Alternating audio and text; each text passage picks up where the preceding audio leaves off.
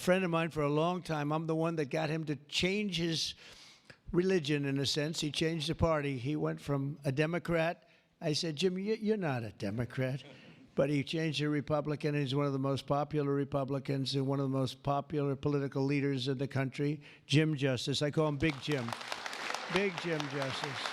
Good. You look good, Jim. And he was in the business. And so am I doing the right thing? You would know better than anybody in this room. Am I doing the right thing, Jim? Huh? I think so, right? Thank you very much, Jim. Cindy Hyde Smith. Cindy, thank you, hon. Very good. Good job. People are going to be happy. And all friends of mine. Mike Lee. Mike, thank you very much. We have a lot of people from Congress, congressmen and women, representatives. Morgan Griffith. Morgan, thank you. Thank you very much. Bruce Westerman. Bruce, thank you, Bruce. Bob Latta. Bob Latta. Thank you, Bob. Good job. Troy Balderson. Troy, haven't seen you in a long time. Since that early race, I endorsed him before anyone knew who he was, and he ended up winning. That was another surprise, right? That was a long time ago. Yep, you're doing a great job. Thank you very much, Troy. Carol Miller. Carol, thank you. Carol, West Virginia. Riley Moore. Riley. Hi, Riley. Thanks. Mike Boast. Mike, thank you very much. Troy Downing. Troy, thank you. Oh, he has something. What is that, coal? Is there coal in that bag? Huh? Even better, it's clean coal. I like it. I'll take it right now. Thank you very much. Hal Rogers. Hal, thank you. Thank you, Hal. Andy Barr. Thank you, Andy. Good luck with everything. I hear good things. Troy Downing. Troy, thank you. Thank you. Thank you. Thank you very much, Troy. Hal Rogers. Oops. Harriet Hageman. Harriet. Hi. How are you, Harriet? We just left Harriet. This is one of the finest attorneys you will ever see. I have seen her in action, and she is brutal. I never want her against me, that I can tell you. Dan Muser. Dan. Thank you, Dan. Thanks, Dan. Good job you're doing. Wesley Hunt, my friend, too. Wesley, great. I love your commercial. Pete Stauber. Pete. Thank you, Pete. Great hockey player he was, right? Great hockey player. And a great gentleman just broke the record of Wayne Gretzky. The great one is Wayne Gretzky, but we have another great one, too, huh? Just broke the record. It was great. Governor Greg Gianforte. Greg, nice seeing you. Good, Greg. Thank you very much, Greg. Bill Lee. Bill, thank you very much. Patrick Morrissey, West Virginia, just got elected. Mark Gordon. Mark, thank you. Thank you very much. And we have a lot of others, and I'm in trouble because I don't know. I got 5 or 6 others that I see quickly, but I'm just not going to do it. Don't hold it against me, because we have to get back to the most important people in the room, these people. You know that, right?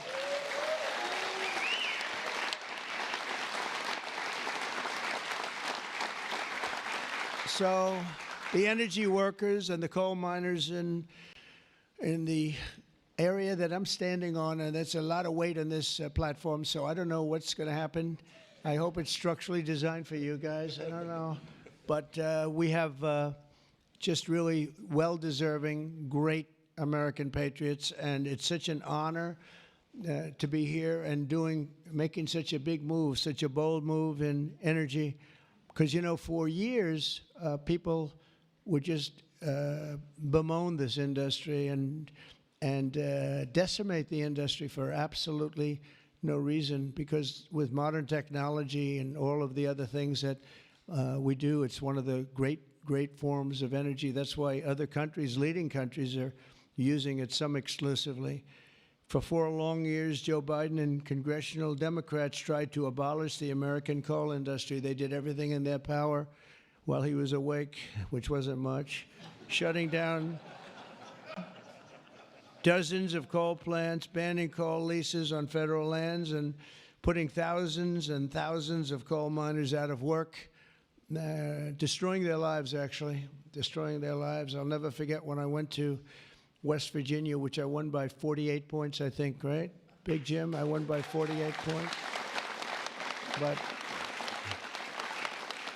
in the first campaign where Hillary Clinton was about 4 states too early, and she was talking about how bad coal was and how they were going to teach coal miners how to make widgets and gadgets and technology, which they didn't want to do. They want to mine. One thing I learned about the coal miners, that's what they want to do. You could give them a penthouse on Fifth Avenue and a different kind of a job, and they'd be unhappy. They want to mine coal. That's what they love to do. And she was going to put them in a high-tech industry where you make little cell phones and things. I don't know. Do you think he'd be good at that? I don't know. I would be. You wouldn't. You don't want to be. And she was brutal about 3 weeks before, but then she had a problem. She went to West Virginia looking for votes, and that was a bad situation. You remember that? And there was a coal miner around the table with his family, and he was in tears because of what they had done to him and his family. And I hope he's still around, but that man made quite an impression on the world and the public. And we ended up winning in a great election, but we ended up winning by a lot. The Democrats' Green New Scam killed jobs and sent prices soaring here in America. But meanwhile, China opened 2 coal plants every single week, and other countries likewise went very strongly back into coal. Some of them never got off. Those are the ones that didn't have the problems. The Biden energy policy was to put America last. We want to be last. We got to be last. Not a good policy. Under my administration, we're putting America first. It's very simple. America's always going to be first. On my first day in office, I terminated the Green New Scam. I declared the national energy emergency and withdrew from the unfair, one-sided, and extremely costly to the United States only Paris Climate Accord.